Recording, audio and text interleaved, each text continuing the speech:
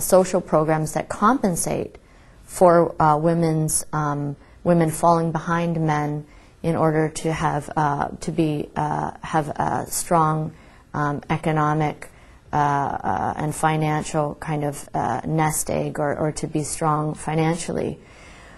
This is what the Quran is recognizing and giving that obligation to men in their family to take care of the women of their household. Now, what some men have said is that this verse says that men have authority over women in all society, and they use that verse to say that means that women shouldn't work, that women shouldn't take public office, that women should not take any position of governance or leadership in society. And that is a huge overextension of this verse to these other situations that is denied, in fact, by the very example of the Prophet Muhammad, peace be upon him. Because when we look in his society, we see that, in fact, he appointed women to be in positions of authority, that he accepted and encouraged women to be economically strong and independent, and that he himself praised women who were putting themselves forward in the public sphere. People like Nusayba, who was a great warrior, who in fact defended the Prophet Muhammad in the Battle of Uhud with her own body and her own life. And she was highly praised by the Prophet Muhammad and by all the khulafa after him, who allowed her to continue to fight with the Muslims in the battles. The Prophet Muhammad, peace be upon him, accepted Nusayba's bay'ah in the Pledge of Aqaba. So she was a representative, one of the representatives of the people of Medina. So she made that oath of allegiance, as did other women on behalf of herself, her husband, and none of the husbands of the Sahaba made the oath of allegiance for their wife. The women had to come and make the oath of allegiance themselves as individuals. But also, Nusayba was one of the women who also was a representative of the community as a whole. So we see that, unfortunately, there are men who will use the Quran, who will selectively take verses and make an overextension and use that to put women in a lesser position than men. And unless we deal with that, then unfortunately many women who don't have a lot of knowledge of the Quran and of Quran interpretation and of fiqh will be taken in by that and feel that Islam requires them to occupy a lesser position in society. What is the meaning of hijab and its function in Islam? Well, what the Quran asks for women to do is to take their khimar. The Quranic word is khimar. Khimar means a headscarf. This is in Surah An-Nur. Take it and to use it to cover the jiyub. A jiyub is like an opening in the neck that would allow you to pull a shirt over your head. Now, of course, we have buttons and things like that, but in that time you would just simply have an opening in the neck. So what the Quran asks is for the believing women to take their head coverings and to cover the neck and the chest area. Also, the Quran asks Muslim women to take their jalabib, their outer garment, and to wear it in a way so that they will be known as Muslim women. So what does that mean? That means that, taken together, the Quran and the Sunnah of the Prophet Muhammad, peace be upon him, says that there should be a way for Muslim women to identify themselves in public as Muslim women, and that this dress should include a head covering and a modest covering of the body. Now, some people think that there are certain specific garments that should be worn, but scholars and the practice of Muslims throughout history has been that as long as a woman wears clothes that functionally provide this kind of identification and covering, that is sufficient, that she's fulfilling the purpose.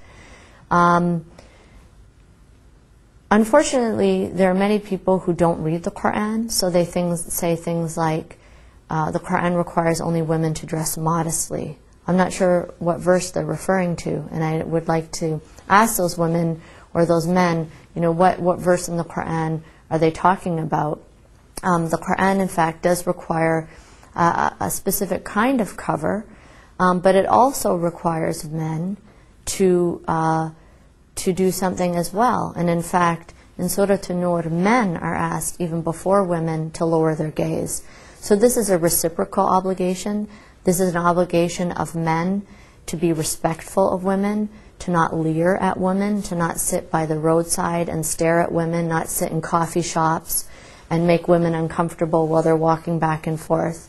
In fact, there's a hadith where the Prophet Muhammad, peace be upon him, explicitly said and ordered men not to sit by the roadsides because it would make those passerbys uncomfortable.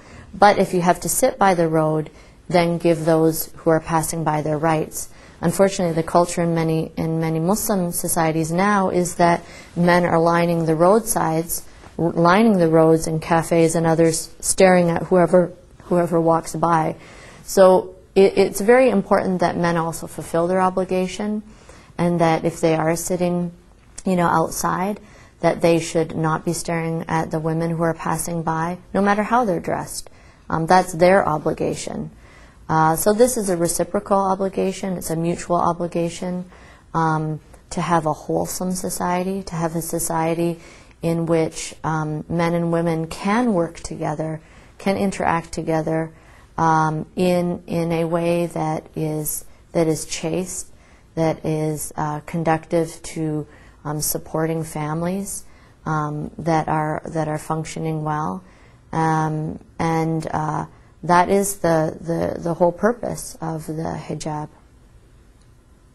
As a Muslim American, what responsibility do you feel you have in building bridges of understanding and peace among cultures and religions? There's so many misunderstandings about Muslims and about Islam in American society. And that's something that I spend a lot of time doing, is to try to correct those misunderstandings. But it's not just a question of ideas.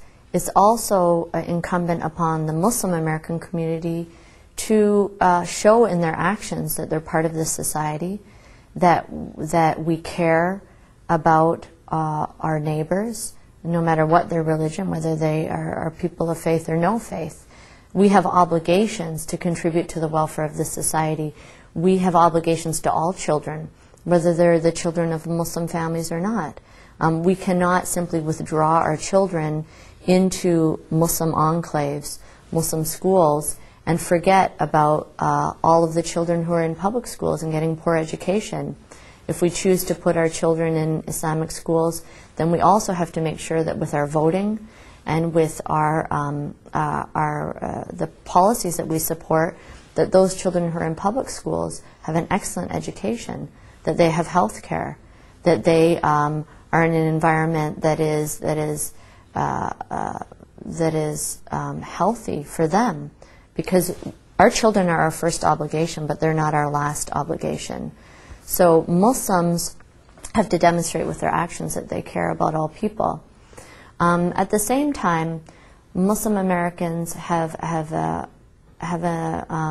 responsibility to try to convey to our Muslim brothers and sisters in other parts of the world that America is much more complicated than they think it is, and it's painful for American Muslims to who are part of this society to have this sense that there are some Muslims in other parts of the world that would like to see this country harmed.